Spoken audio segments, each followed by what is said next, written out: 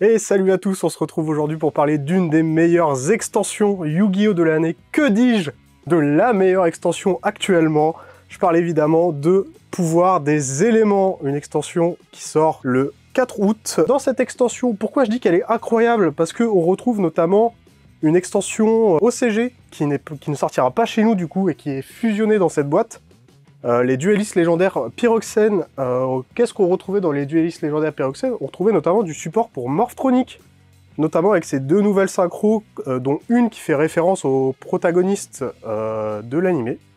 Donc ça fait plaisir. Et ce nouveau petit dragon électromécanique qui dit qu'une fois invoqué, on peut aller chercher jusqu'à 3 magies d'équipement pour lui attacher directement. Et en effet rapide, durant la main phase, on peut lui détacher un équipement pour tout simplement soit changer un monstre en position de défense, changer de position, ou annuler un effet jusqu'à la fin du tour.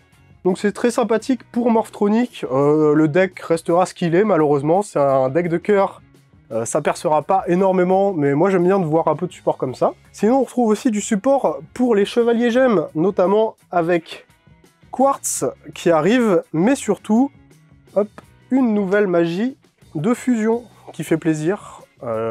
Le deck reviendra pas forcément dans la méta, malheureusement, mais pareil, comme Morphtronic, un peu de support, ça fait plaisir. Donc c'était tout pour les duellistes légendaires qui sont incorporés dans cette display. Et maintenant, on va passer au reste de la display qui est exclusif à cette display. Donc on y retrouve notamment du support pour 2-3 archétypes qu'on avait déjà retrouvés anciennement. Notamment, hop, les petits punks qui retrouvent une petite synchro et une magie. Donc ça fait plaisir, peut-être que le deck, grâce à ça, commencera à tourner tout seul. On retrouve aussi 2 nouvelles cartes pour Exauceur, donc un monstre qui booste le deck, une petite piège, mais pas que, notamment aussi avec Therion, encore qui reçoit 2 nouveaux monstres. On rappelle, c'est les monstres qui s'équipent à d'autres monstres et qui ont des effets grâce à cela. Donc ça fait plaisir de retrouver ça dans cette petite display. Et enfin, le dernier support pour un deck que tout le monde apprécie en ce moment, Albaz. Notamment ce petit Albaz qui dit tout simplement qu'il peut s'invoquer depuis le cimetière.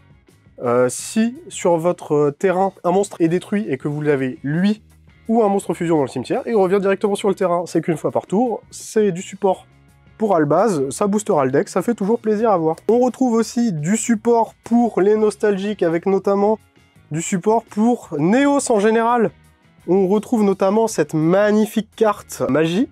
Fusion qui fait plaisir, un artwork magnifique avec Neos et toutes les fusions avec Néospatien. Qu'est-ce qu'elle dit simplement? On paye 1000 LP avec cette carte qui nous permet d'invoquer un monstre fusion de max niveau 7 depuis l'extra deck en ignorant ses conditions d'invocation. Le monstre est détruit à la end phase, sauf si vous avez Neos soit sur le terrain, soit sur le cimetière.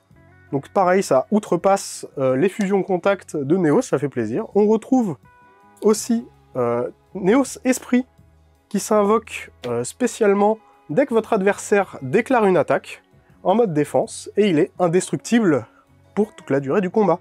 Donc une bonne protection pour le deck Neos, ça fait plaisir, et après vous pouvez le sacrifier pour aller chercher un monstre normal, donc vous allez chercher Neos avec, et l'invoquer directement sur votre terrain. Donc ça combote très bien avec la carte que j'ai montrée juste avant, car ça invoque Neos, et du coup, le monstre invoqué grâce à la magie ne sera pas détruit si vous faites cette magie. On retrouve aussi le monstre qu'il y a sur cette boîte, Homme-Oiseau Neos Lumineux, la nouvelle fusion. Voilà. Donc ça, la fusion entre Homme-Oiseau et Neos. Un super joli monstre, je l'adore, il est super joli. Et enfin, 2 petites magies, magie et piège. Pareil pour l'archétype Neos, qui fait tourner un peu plus l'archétype.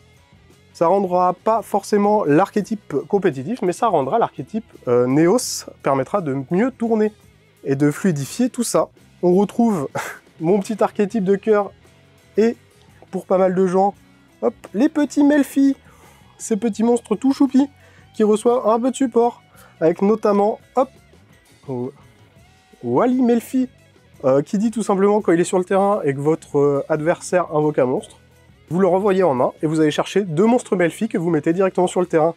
Donc c'est 2 spé gratuites Melfi, je trouve ça assez dingue pour ce deck fun/troll. Et à la fin du tour, il se réinvoque normalement. C'est super fort pour Melfi, ça fait plaisir.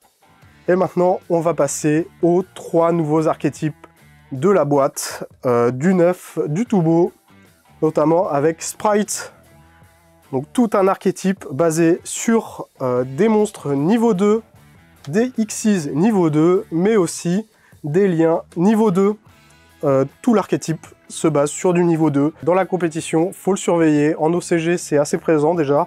Donc à surveiller, c'est un archétype qui se mélange avec pas mal d'autres archétypes, notamment avec Evil Twin, qui marche beaucoup avec des liens niveau 2. Donc à surveiller, un très bon archétype. On retrouve aussi l'archétype Tiarmentation. Donc pareil, un nouvel archétype qui arrive chez nous, très présent en OCG compétitivement, qui va peut-être s'imposer aussi. Tout le principe de l'archétype, c'est qu'il marche en envoyant des monstres dans le cimetière, et les monstres qui sont envoyés dans le cimetière ont des effets quand ils sont envoyés dans le cimetière, tout simplement. Donc un petit nouveau archétype de type fusion qui marche avec l'envoi dans le cimetière, c'est sympathique, c'est nouveau. On retrouve un nouvel archétype exclusif au TCG comme Konami aime nous les faire, comme il l'avait déjà fait avec B2 Rooper il n'y a pas si longtemps que ça dans Dama. Là on retrouve Gotti, pareil, des monstres aquatiques du support pour les poissons, notamment avec cette petite murène d'avarice qui dit tout simplement, vous bannissez un monstre serpent de mer ou aqua que vous contrôlez et vous piochez 2. C'est super fort, ça combote parfaitement avec le deck, et c'est tout ce qu'on attend de ce genre d'archétype. À surveiller, pareil, potentiellement compétitif, il faudra faire attention à ces decks-là. Je vais vous présenter 3 petites cartes qui peuvent rentrer un peu dans tous les decks, qui je pense ont du potentiel pour être forts et être présents dans la méta. On commence avec cette petite carte qui s'invoque spécialement depuis votre main, en sacrifiant tous les monstres face recto contrôlés par l'adversaire qui ont utilisé leurs effets durant ce tour. Elle gagne 1500 pour chaque monstre sacrifié comme ça. Et à la fin de votre end phase, vous pouvez sélectionner un monstre dans le cimetière adverse et l'invoquer spécialement sur votre terrain. C'est super fort. Je me méfie de cette petite carte. On risque de la voir assez souvent.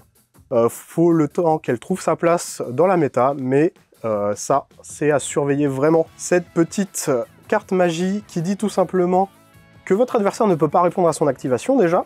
En plus, vous envoyez un monstre de votre extra deck du type voulu, fusion, synchro, Xyz, lien, directement à votre cimetière. Vous ciblez le monstre correspondant au type que vous avez envoyé sur le terrain de votre adversaire et vous le mélangez. Tout simplement. Donc ça, c'est super fort pour envoyer des NTS, pour gérer du Albaz ou ce genre de choses. Et pour finir, hop, une petite fusion Garura, tout simplement. Une petite fusion qui, je pense, peut passer pas mal avec super polymérisation. À surveiller aussi. Pour l'invoquer, vous devez envoyer 2 monstres d'attributs et de types identiques, mais de noms différents. À l'effet de cela, tous les dégâts reçus par votre adversaire par cette carte sont doublés. Et en plus de ça, quand elle est détruite, vous piochez une carte. Donc c'est du tout bénef avec Super Poly. Ça vous permettra potentiellement de gérer des monstres adverses si vous êtes sur du Mirror ou si il joue des monstres ténèbres ou de même attribut que le vôtre. Et en plus de ça, quand il est détruit, bah vous piochez. C'est gratuit, c'est tout bénef. Et on finit cette vidéo avec le petit bijou de cette boîte, bien sûr. Hop, Konami nous régale avec des nouvelles Starlight. Il y en a 5 au total. On n'en a eu que 4 durant notre ouverture. Comme vous pouvez le voir, il y a le petit Phoenix Enforcer en Starlight. Après son petit frère Dragoon, le voilà enfin en Starlight. J'espère que vous en ouvrirez un maximum. Ça nous ferait plaisir de voir des petites photos de vos ouvertures. Et sur ce, merci d'avoir regardé cette vidéo. Si vous n'êtes pas encore abonné, n'hésitez pas à vous abonner à notre chaîne Parkedge TCG, à lâcher un like ou un commentaire et à nous suivre sur tous les réseaux. Sur ce, je vous souhaite une bonne fin de journée.